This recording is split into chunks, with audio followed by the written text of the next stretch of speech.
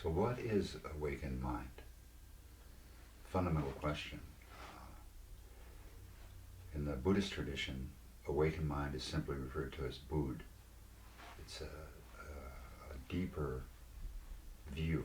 It's an experience of consciousness which is pure.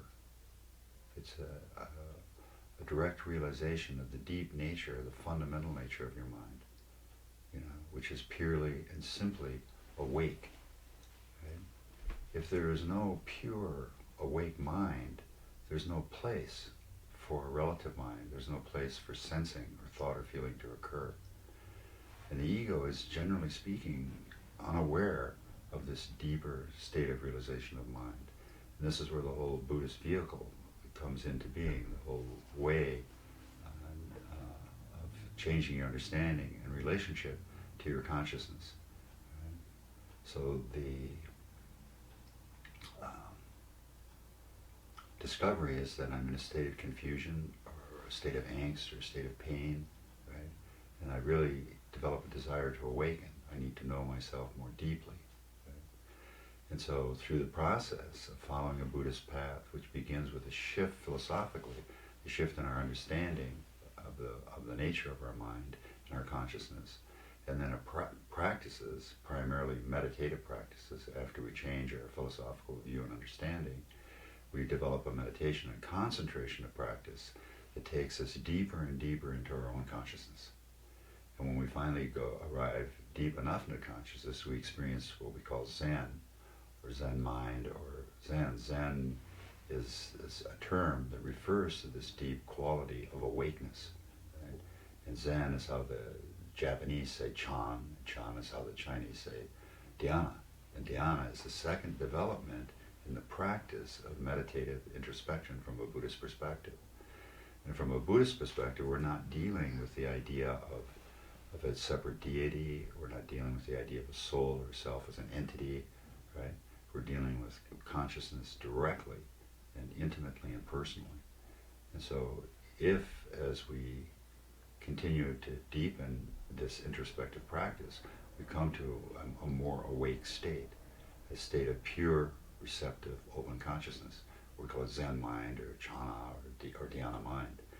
And then from there, we experience reality, we experience manifest formality, we experience the ego and the nature of ego from a very different perspective. So everything is the same and yet everything is different, because you now see through the process of your egocentricity. You see and witness things from a deeper perspective and understanding. So the whole definition of you and I changes from this depth of pure witnessing. Right? I can come to a realization of a deeper intimacy and a deeper relationship to everything and with everything. I stand in a place.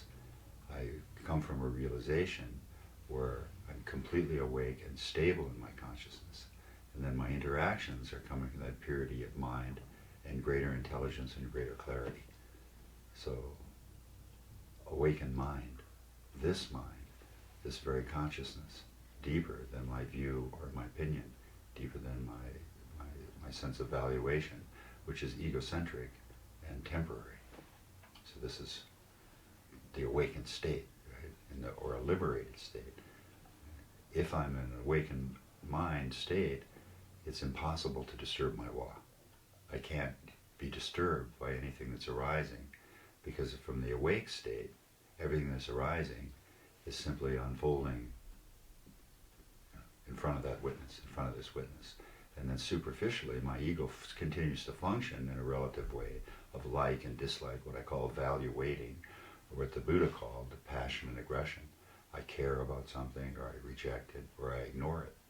Right? But from this deeper place of witnessing, this still is existent, but the position is I now am more critically intelligent. It's that I still care, but what I have is a deeper understanding of the nature of the pushing things and pulling things away and back. Right? So I'm more interested than I am in arguing one way or the other. So the awakened state is a state of critical intelligence and clarity, and that's that's not disturbed by the arising circumstances. So it's a state of freedom, it's a state of liberation, it's a state of samadhi. And what the term samadhi, how I translate that is, samadhi for me is unreasonable enjoyment. Right? Everything is so extraordinarily interesting. Right? This gets complicated, because then we say, okay, we add to that the philosophical understanding of the nature of impermanence, which is everything is going away from this, because we're interested in it. Right? Everything is fundamentally empty. Right? And my true nature is simply and purely awake. That's my fundamental nature. My secondary nature is value-weighted. My secondary nature is egocentric. My primary nature is Buddha nature, or awake nature. So that's how I would